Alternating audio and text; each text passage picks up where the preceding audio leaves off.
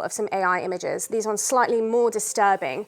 But this pair of photos has also been pretty regular on the internet as well that I could find relating to this attack, this tragedy. And these are more evidently AI. We can see the artificial, the waxy-like quality of the skin. But I did put these through a detection tool as well, and they were 100% AI generated. Now, incidentally, the woman in this photo is supposed to show the real-life woman of the victim that we just talked about in our previous example, the Lieutenant Vinay Narwal. And the more disturbing part about these examples, Mark, is that they are actually based off a real-life photo, a photo that is being touted by Indian media as the symbol of this attack.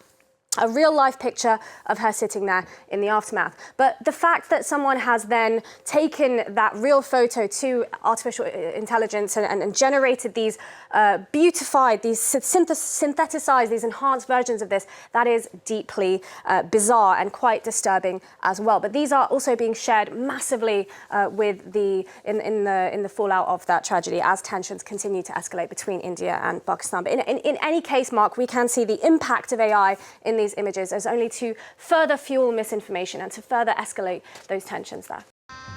गजब बेइज्जती है।